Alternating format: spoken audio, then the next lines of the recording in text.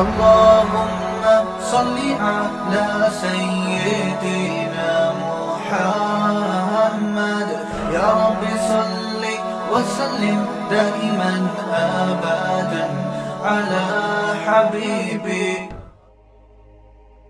ایک خاتون کے داماد نے اس کی بیٹی پہ ہاتھ اٹھایا. غلط کام ہے, میں ہاتھ اٹھانے کو پروموٹ نہیں کرتا, کہیں آپ یہ سمجھیں گے شوہروں کو چاہیے بیویوں کو ماریں, ایسا نہیں ہے.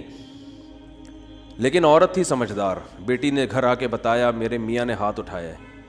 آج کل تو عورتیں اور گھر مائیں تباہ کر دیتی ہیں. تو ماں نے کہا بیٹا دیکھ شوہر نے ہاتھ اگر اٹھایا ہے نا تو کوئی تو بات ہوئی ہوگی. فوراً کیا کرتے ہیں, فون گھما کے داماد کو گالیاں دینا شروع کر دیتے ہیں. یہی ہوتا ہے نا آج کل مارکیٹ میں, اٹھا گیا تو نے ہاتھ کیسے اٹھایا, ہوتا کون ہے تو. پہلے تحقیق کر لو بھائی, بولا کیا ہے اس نے. ہاں کوئی ایسی بات نہیں ہے, اس کو بولو بھائی کیوں, یہ تو کوئی ایسی بات نہیں ہے جس پہ ہاتھ اٹھایا جائے, اور اگر غلط بھی ہے تو اتنی غلط تھوڑی ہے کہ ہاتھ اٹھایا جائے.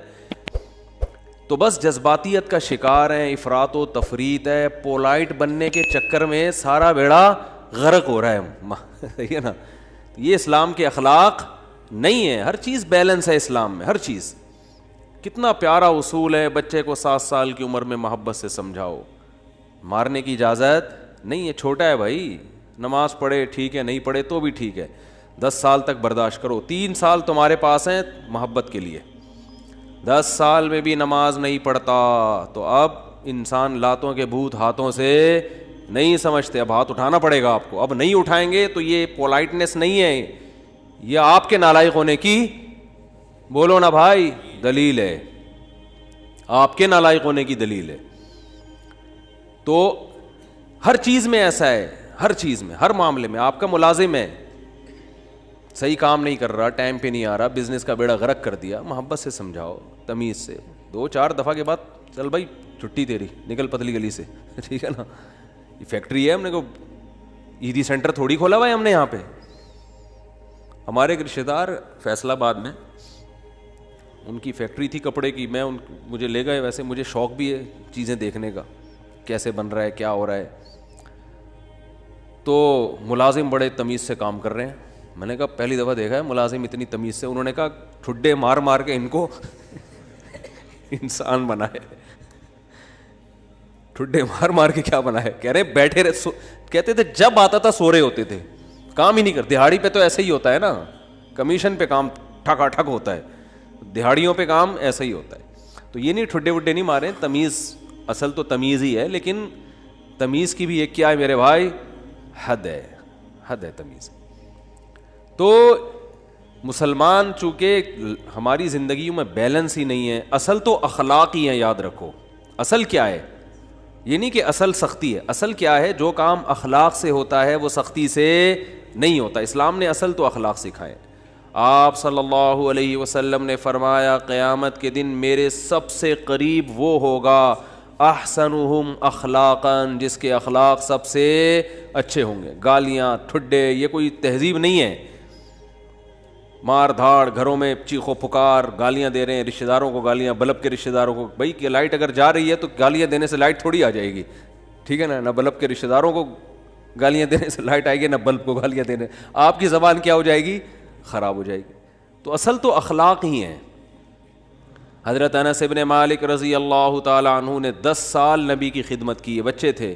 فرماتے ہیں ایک دفعہ بھی ایسا نہیں ہوا کہ میں نے کوئی کام نہیں کیا اور آپ نے یہ پوچھا کیوں نہیں کیا, اور میں نے کوئی کام نہیں کرنا تھا اور کر دیا تو آپ نے یہ پوچھا ہو کہ کیوں کیا. بس جتنا کام کر دیا ٹھیک ہے, نہیں کیا تو بھی ٹھیک ہے. نبی صلی اللہ علیہ وسلم نے حضرت انس بن مالک کو ایک دفعہ کسی کام سے بھیجا. وہ بچے تھے, بجائے کام کرنے کے بچوں میں کھیلنے لگے جا کے. تو آپ صلی اللہ علیہ وسلم گئے, دیکھا بھائی کہاں ہیں, تو دیکھا وہ تو کھیل رہے ہیں. تو آپ صلی اللہ علیہ وسلم حضرت انس بن مالک کے پیچھے جا کے کھڑے ہو گئے. حضرت انس نے پیچھے مڑ کے دیکھا تو آپ صلی اللہ علیہ وسلم کھڑے ہوئے مسکرا رہے ہیں, کچھ بھی نہیں کہا. سمجھ رہے وجہ کیا ہے بھائی, یہ تو اپنی ان کی والدہ نے گفٹ دیا ہے نا خدمت کے لیے, تو اپنی مرضی سے خدمت کر رہے ہیں, اس میں سختی کیسی. ٹھیک ہے خدمت کر دی تو بھی, اور بچوں کے ساتھ تو ویسے بھی شریعت میں سختی نہیں ہے, بچوں کے ساتھ تو بہت نرمی ہے. میں تو وہ جو ٹھڈے مارنے کی بات کروں تو 30-35 سال کے تھے نا جو پڑے ہوئے ہیں.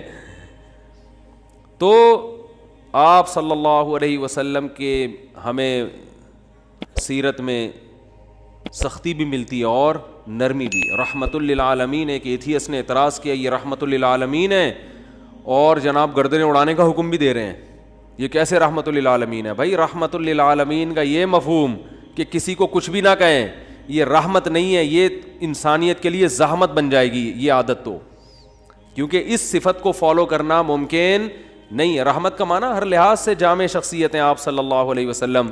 مشہور واقعہ کئی بار سنا چکا ہوں, دوبارہ سنا کے بس پھر آگے بڑھتا ہوں کہ ایک شخص نبی صلی اللہ علیہ وسلم کی جاسوسی کر رہا تھا, گرفتار ہو گیا, تو آپ نے حکم دیا اس کی گردن اڑائی جائے. اب دیکھو گردن اڑانے کا حکم دینا بظاہر یہ رحمت کے خلاف ہے نا.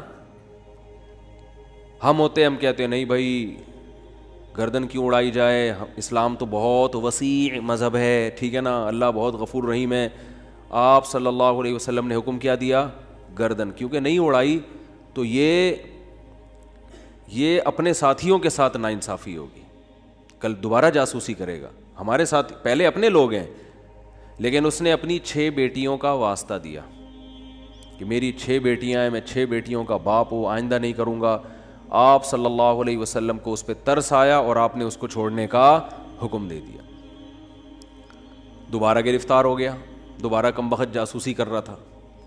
پھر اس نے اپنی 6 بیٹیوں کا واسطہ دیا, مجھے نہ مارے, میری 6 بیٹیاں ہیں.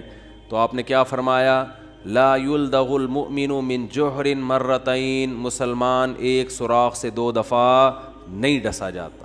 حکم دیا اس کو مار دو, اس لیے کہ اس کی بیٹیوں کا خیال کریں یا اپنے ساتھیوں کا خیال کریں. کیسا بیلنس اس میں, اصل بتا دیا کہ اصل رحمت ہے. ایک روایت میں آتا ہے تخلقوا باخلاق اللہ, اللہ کی صفات اختیار کرو. اللہ کی صفت کیا ہے؟ جود و سخاوت ہے اس میں. اللہ کیا ہے؟ غیرت والا ہے. تو ہمیں بھی اپنے اندر کیا پیدا کرنی ہے؟ غیرت. تو اللہ کی صفت یہ ہے کہ قرآن حدیث میں آتا ہے کہ جب اللہ نے اس کائنات کو بنایا تو آئندہ کن اصولوں پہ یہ کائنات چلے گی, وہ اصول اللہ نے پہلے لکھ دیے. جب کوئی ملک وجود میں آتا ہے تو آئین پہلے بنتا ہے نا. کیا ہو گیا بھائی جان؟ آئین پہلے بنتا ہے, اس کے بعد اس آئین کے تحت قانون وضع ہوتے ہیں. تو اللہ نے سب سے پہلے جو چیز پیدا کی وہ قلم. حدیث میں یہ ہمیں سمجھانے کے لیے مثالیں دی گئی ہیں. اول ما خلق اللہ القلم, سب سے پہلی چیز جو اللہ نے پیدا کی وہ کیا ہے؟ قلم. کائنات کو بنانے کے بعد, تاکہ جو کائنات جن اصولوں پہ چلے گی نا وہ اصول, وہ آئین پہلے سے طے ہو جائیں کہ اس آئین کے تحت چلے گی. اور اللہ نے سب سے پہلی چیز قلم بنا کے اسے حکم دیا لکھ. ٹھیک ہے نا, کیا حکم دیا؟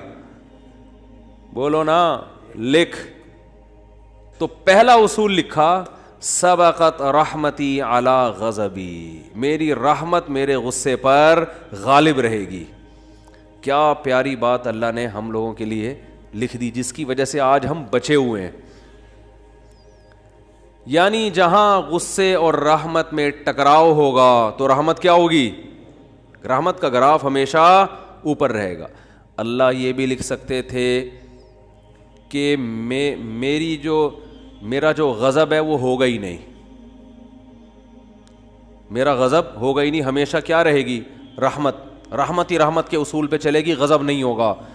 تو پھر لوگ پیغمبروں کی نہیں مانتے. قوم عاد, قوم سمود تباہ نہ ہوتی, قوم لوط تباہ نہ ہوتی, فرعون سمندر میں غرق نہ ہوتا پانی میں اور آگ میں نہ جلتا اور جہنم نہ ہوتی, تو اللہ نے یہ نہیں لکھا کہ میرا غضب ہوگا ہی نہیں, بلکہ اللہ نے لکھا کہ غضب بھی ہوگا, رحمت بھی.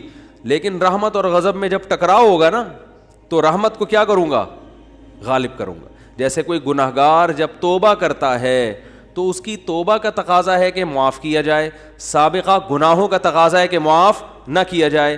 تو جب ٹکراؤ ہوگا تو رحمت کو اللہ کیا کر دیں گے؟ غالب کر دیں گے. رحمت کو اللہ ہمیشہ غالب کریں گے. تو یہی نبی صلی اللہ علیہ وسلم کی بھی صفت کہ جب رحمت اور غضب میں ٹکراؤ ہوتا تو آپ صلی اللہ علیہ وسلم کی صفت رحمت کیا ہوتی؟ ہمیشہ غالب ہوتی. اس کی بہت ساری مثالیں ہیں. مشرکین مکہ نے کتنا ستایا. جب مکہ فتح ہوا تو آپ نے فرمایا لا تثریب علیکم الیوم, سب کو معاف کر دیا, ضرورت نہیں ہے تلوار چلانے کی. بھائی اب ان کو قتل کر کے کیا ملے گا ہمیں, ضرورت نہیں ہے. جو اللہ نے ہمیں غلبہ دینا تھا وہ دے دیا ہے. تو نہیں تلوار چلائی آپ صلی اللہ علیہ وسلم نے, بلکہ مشرکین کے جو سردار تھے ان کو الگ سے عزت دی آپ صلی اللہ علیہ وسلم نے. لیکن جہاں یہ جو جاسوس پکڑا گیا تو اس میں بھی معافی مانگی, 6 بیٹیوں کا حوالہ دیا. جب 6 بیٹیوں کا حوالہ دیا تو بیٹیاں ہونا اس کی علامت ہے کہ باپ پہ کیا کیا جائے, رحم. بیٹیوں کا کون پوچھے گا بعد میں. جاسوس ہونا اس کا تقاضا کرتا ہے کہ گردن اڑائی جائے. تو یہاں بھی رحمت اور غضب کیا ہو رہے ہیں, بولو بھائی, ٹکرا رہے ہیں. اس لیے آپ صلی اللہ علیہ وسلم نے کیا حکم دیا, چھوڑ دو. بیٹیوں کا واسطہ دے رہا ہے. دوبارہ جب پکڑا گیا ہے تو اب بھی اگر چھوڑنے کا حکم دے دیا جاتا تو اس کا مطلب صفت غضب ہے ہی نہیں. اور یہ بہت خطرناک چیز ہے کہ آپ کے اندر غضب کی اور انتقام کی صفت ہی ختم ہو جائے, انتقام لیس ہو جائیں. اس کا مطلب آپ قوم کے لیڈر نہیں بن سکتے, آپ قوم کو گائیڈ نہیں کر سکتے, آپ قوم خود بھی ڈوبو گے, قوم کو بھی ڈبو دو گے, آپ برباد ہو جاؤ گے. تو میں یہ اتنی ڈیٹیل میں اس لیے بیان کر رہا ہوں کہ یہی چیز ہمیں بھی اپنانے کی ضرورت ہے. اصل پیار ہے, اصل محبت ہے, اصل رحمت ہے, اس کو غالب رکھنا ہے ہمیشہ. لیکن انتقام لیس بولو نہیں بن جانا, غضب لیس بولتے کیوں نہیں, کیا ہو گیا, نہیں بننا ہے. ایسا نہیں ہو جانا کہ اتنے میٹھے کے جو بھی چائے نگل لے کھا کے. تو یہ جو علماء پہ لوگ اعتراض کرتے ہیں وہ یوں نہیں کیا تو ان کو غصہ کیوں آ گیا, کھڑے کھڑے سنا کیوں دی, یہ تو بھائی آدمی ہے, روٹی کھائیں گے تو غصہ آئے گا. اور اگر اتنے میٹھے کے جو بھی جو مرضی کرتا رہے غصہ ہی نہ آئے تو ایسا نہیں ہوتا. پیغمبروں کو نہیں غصہ آیا. حضرت موسیٰ علیہ السلام کلیم اللہ, صحیح ہے نا, ان کا جلال کیا تھا, مشہور تھا, کلیم اللہ تھے. کیسا جلال کے واقعات ہیں. حدیث میں آتا ہے کہ موت کا فرشتہ حضرت موسیٰ علیہ السلام کے پاس آیا انسانی شکل میں. حضرت موسیٰ نے پوچھا کیسے آنا ہوا, ٹھیک ہے, کہا موت کا فرشتہ ہوں, آپ کی روح قبض کرنے آیا ہوں. حضرت موسیٰ نے ایک کھینچ کے تھپڑ لگا, اتنی زور سے مارا ان کی آنکھ نکل کے گر گئی نیچے. وہ اللہ کے پاس گئے, اللہ اپنے کس بندے کے پاس بھیجا ہے تو نے مجھے, ہے بھائی. پتہ نہیں حضرت موسیٰ کو غصہ کس بات پر آیا, اسٹائل ان کا ایسا ہوگا, ہے بھائی, یا کیا وجہ, وہ تو حضرت موسیٰ ہی جانتے ہیں. ظاہر ہے پیغمبروں کو ناحق غصہ نہیں آتا, لیکن اللہ بس ایک حضرت موسیٰ کی جو جلالی صفت ہے نا اس کا اظہار کرنا چاہتے تھے کہ دشمنوں کو کہ ان سے بچ کے رہو, ٹھیک ہے. انہوں فرشتے کے تھپڑ لگا دیا تو تھوڑا سا احتیاط رکھو ان سے.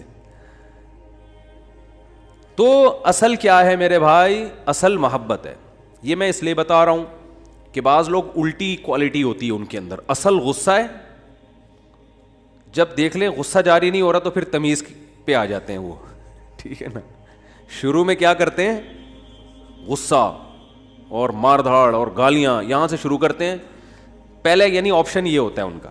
اگر اس سے بندہ قابو میں نہیں آیا تو ان کو اندازہ ہو جاتا ہے یہ قابو میں آنے والا نہیں ہے, پھر وہ کس سے بات کرتے ہیں, تمیز سے بات کرتے ہیں. بالکل اس کی مثال ہے, ایک آدمی نے کسی کے چاقو رکھا, بولا تیری جیب میں جو کچھ ہے نکال دے, اس نے ٹیٹی نکال دی, ٹھیک ہے.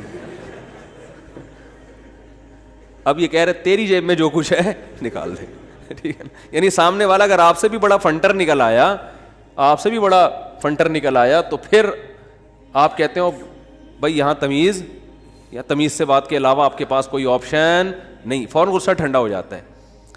تو یہ غلط ہے. نہ تو غصہ لیس ہو جانا ٹھیک ہے کہ کچھ بھی ہوتا رہے, اور چونکہ میاں بیوی میں بہت ہو رہا ہے آج کل, یہ بہت زیادہ پھڈے جھگڑے, داماد ایک نمبر کا ہیروئن چرسی کہیں کا الو کا, کیا بولوں میں, اور برداشت پہ برداشت, نہیں کل ٹھیک ہو جائے گا, نہیں پرسوں ٹھیک ہو جائے گا. وہ بھائی نہیں ٹھیک ہوگا, یہ چھوڑ دو اس کو. نہیں جی اللہ کی رحمت بہت بڑی ہے, ہو سکتا ہے ٹھیک ہو جائے. بھائی اللہ کی رحمت بڑی ہے اس کا یہ مطلب ہے ہی نہیں. اس کا مطلب ہے کہ چھوڑ دو تو اللہ کی رحمت بڑی ہے, کوئی دوسرا دلا دے گا اللہ. جب ثنا خان کو مفتی انس مل سکتے ہیں, اور مفتی انس کو ثنا خان مل سکتی ہے, تو اس کا مطلب کسی کو کسی بھی ٹائم پہ کچھ بھی مل سکتا ہے. دو انتہائیں ہیں نا, ایک مولوی اور ایکٹریس کی آپس میں شادی ہو گئی, تو اس کا مطلب کسی کی کسی بھی ٹائم پہ کسی پہ بھی شادی ہو سکتی ہے. رشتوں کی کمی مارکیٹ میں نہیں ہے. تو ایسے ایسے الٹے الٹے لوگوں کو لوگ برداشت کر رہے ہیں کہ ہو سکتا ہے کل ٹھیک ہو سکتا ہے. بھائی ایک حد ہے, حد ہر چیز میں کیا ہے, ایک لمٹ ہے. اولاد بگڑی ہوئی ہوتی ہے, میں والدین کو کہتا ہوں بھائی اپنے بیٹے کو ایک حد تک تربیت کرو, نہیں آ رہا نا قابو میں, نکلو. بولو پتلی گری سے سامان گھر سے اٹھا کے کیا کرو, نکلو. زیادہ نہیں بدماشی ہے, تیرے باپ کا گھر ہے, تیرا گھر نہیں ہے. ہاں سارے 100% درست نہیں ہوتی اولادیں, کچھ تو باپ کو بھی برداشت کرنا پڑتا ہے اولاد کی خاطر, لیکن وہ بھی ایک حد ہے نا, حد سے زیادہ تھوڑی ہوتا ہے, حد سے زیادہ نہیں ہوتی کوئی بھی چیز. پھر اس میں ایک اصول یہ بھی ہے کہ یہ دیکھا جائے گا بڑا نقصان کس میں. لوگ کہتے ہیں اگر تعلق ختم کیا تو یہ ہو جائے گا, یہ ہو جائے گا. بھائی تعلق ختم کیا تو یہ ہو جائے گا, نہیں کیا تو یہ ہو جائے گا, تو دونوں میں پلس مائنس کیا کرو کہ زیادہ نقصان کس میں. ہمیشہ اس اصول پہ زندگی گزرتی ہے. یاد رکھو دنیا میں سارے فائدے کی چیزیں کبھی بھی حاصل نہیں ہوتی, ہر کام کے کچھ سائیڈ ایفیکٹ ہوتے ہیں. عقل مند آدمی یہ دیکھتا ہے کہ سائیڈ ایفیکٹ زیادہ ہیں یا اس کے بینیفٹس زیادہ ہیں. اس اصول پہ زندگی گزاری جاتی ہے. اگر اس اصول پہ زندگی نہیں گزارو گے, ساری زندگی کبھی کوئی فیصلہ آپ سے ہوگا ہی نہیں. سمجھ رہے ہو کہ نہیں سمجھ رہے؟ ساری زندگی کنفیوز رہو گے اور کبھی کوئی فیصلہ آپ سے ہوگا ہی نہیں. ہمیشہ اس اصول پہ زندگی گزرتی ہے کہ یہ کام کرنے میں بھی نقصان, نہ کرنے میں بھی, کرنے میں زیادہ یا نہ کرنے میں زیادہ. اس کو پلس مائنس کر کے فوراً رپورٹ مارکیٹ میں لایا کرو, ٹھیک ہے نا, اور رپورٹ خود تیار کرو, کرنا ہے بھائی کہ یہ سائیڈ ایفیکٹ ہیں اس کے, تو یہ برداشت کریں گے. جیسے اینٹی بائیوٹک ہے, کچھ سائیڈ ایفیکٹ ہوتے ہیں, اب ہوتے ہیں تو ہوتے رہیں, کیا خیال ہے. تو میں یہ عرض کر رہا تھا کہ اللہ تعالیٰ کا کیا اصول ہے. اللہ تعالیٰ نے بھی کتنی بڑی اللہ کی رحمت, لیکن اللہ نے اس کا ایک اصول اور ضابطہ بنا دیا کہ آخرت میں اس کو نہیں بخشوں گا جو مجھے نہیں مانے گا یا میرے ساتھ شرک کرے گا, کچھ بھی ہو جائے, چاہے پیغمبر کی سفارش کیوں نہ آ جائے, بلکہ پیغمبر پر پابندی لگا دوں گا کہ آپ کو ان کی سفارش کی اجازت نہیں ہے. تو یہ بہت بھائی اس سے پتہ چلتا ہے ایمان بہت بڑی نعمت ہے. آج مسلم گھرانوں میں بات بات پر ایمان سے ہاتھ دھو بیٹھتے ہیں. مفتی طارق مسعود صاحب کے بیانات سننے کے لیے youtube.com/مفتی طارق مسعود کو سبسکرائب کریں, اور اگر آپ لائیو ویڈیو کو کبھی بھی مس نہیں کرنا چاہتے ہیں تو سبسکرائب کرنے کے بعد بیل آئیکن پہ کلک کرنا مت بھولیں. جزاک اللہ.